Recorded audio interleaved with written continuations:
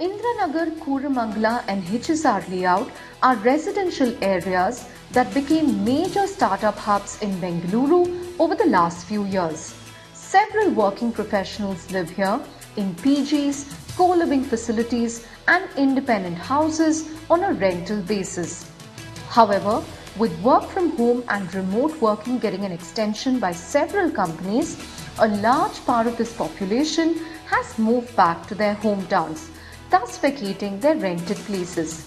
As a result, unlike earlier when the vacancy rate in these areas was almost nil, now there are several empty spaces with to-let signs coming up in many parts of the city and listings for rented homes going up on property websites. We've seen that in San Francisco, that the city center residential is getting vacated.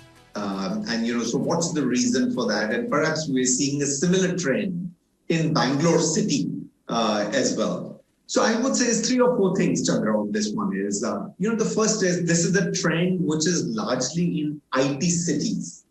It's not a trend, for example, that we're seeing in Bombay. It's a trend that we are seeing in Bangalore. You have spotted out the trend very, very accurately.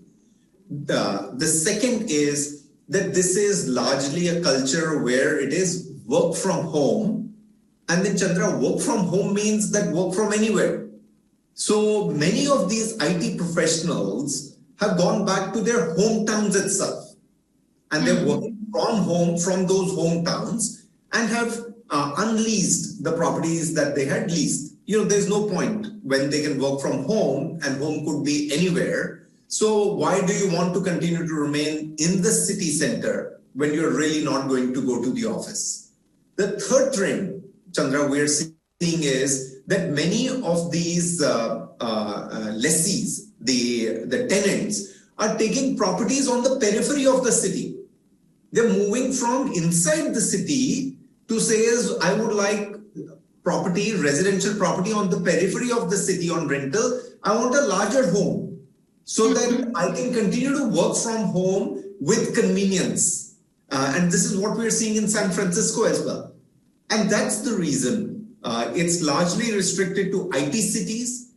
It's where most of the companies are saying work from home. If work from home is back in a hometown, which is not their place of work, then they're going back to the hometown and hence de-leasing the residential property. Or, Chandra, really moving on the periphery, moving in the suburban areas of the city and saying is for the same rent that I was paying in the city center, I can get a property on the suburb, which will be much larger.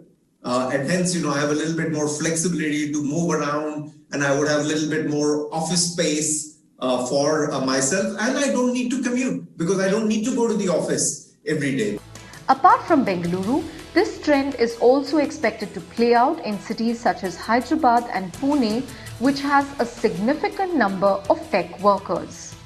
Analog research estimates that vacancies in Indiranagar and Koramangala has gone up by 15 to 20%, while in HSR Layout it is up to 15%. In terms of rentals, there are negotiations happening at individual levels.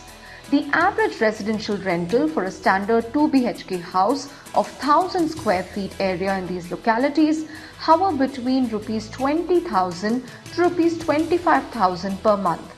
As for PGs and co-living options, the monthly rentals for an individual are between 6,000 to 15,000 a month depending on the facilities provided.